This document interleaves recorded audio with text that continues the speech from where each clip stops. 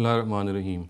A very grave misconception which is found regarding Islam and non-Muslims is the notion that non-Muslims must not be greeted with the traditional Muslim greeting of Assalamu alaikum, which means peace be to you.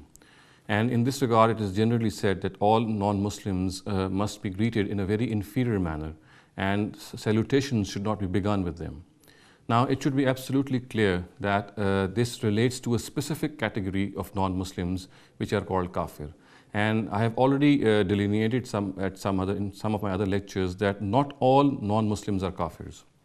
Now, a person becomes a kafir after he deliberately denies the truth, and also one is able to ascertain who a kafir is simply through wahi, simply through God informing a person. Today, we are not in a position to determine whether a non-believer has deliberately denied the message of Islam and has thereby become a kafir or not. So, since we cannot determine non-Muslims who are kafirs, therefore we must keep on greeting them with the traditional Muslim greeting of Assalamu alaikum. Now, it also needs to be realized that even in the times of the Prophet, when in the preaching phase, the people of the book had not yet become kafir, they had not yet become disbelievers by deliberately denying the truth, in those times too, the Prophet himself said Assalamu alaikum to them. And I'll read out to you a narrative which is recorded in the Sahih of Imam Tirmidhi. It says, أن النبي صلى الله عليه وسلم مر بمجلس وفيه أخلاط من المسلمين واليهود فسلم عليهم. The Prophet once passed by a mixed gathering of Muslims and Jews and Christians, Muslims and Jews, and said, Assalamu alaikum. So it is absolutely evident that even the Prophet in his own times, he said Assalamu alaikum to non-Muslims. However, we know that in a certain point of time, when they had become kafirs, when they had been declared kafirs by the Almighty, only then Muslims had stopped saying this salutation to the kafirs. And we also know of a prank which in those times these kafirs or these non-believers would dig up against the Prophet and the believers also. And what they would say was, they would say Assalamu alaikum instead of Assalamu alaikum. Now in Arabic, the word Sam means death.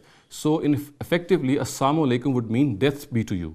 So therefore, in those times when these non-believers started making fun of the Prophet and the believers by saluting them or by greeting them in this manner, the Prophet said that when they greet you in such a manner, don't say wa alaikum assalam to them, don't reply in such a manner, but just say wa alaikum, and to you also.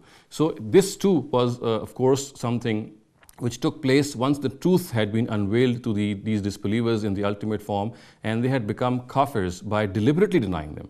So it is absolutely certain that today we cannot, since we are not in a position to determine who non-Muslims are, whether the non-Muslims are kafirs or not. Of course we know that they are non-Muslim, but we are not in a position to ascertain whether they have deliberately denied the truth or not. So therefore we must keep on greeting them in the traditional Muslim greeting, which is Assalamu alaikum. And I have already explained that in the times of the Prophet that he himself used to say Assalamu alaikum to the non-Muslims, simply because till that time they had not become deliberate deniers of the truth. They had not become kafirs. Only later on, when they had become kafirs and they had also worked up this prank against Muslims by saying out to them Assalamu alaikum, which meant death be to you, were Muslims asked to reply in a harsh tone. So we must realize that there are directives in the Quran and in the Hadith which relate specifically to kafirs. And today we cannot ascertain whether a non-Muslim is a kafir or not, and hence we must continue to be a well-wisher of all non-Muslims,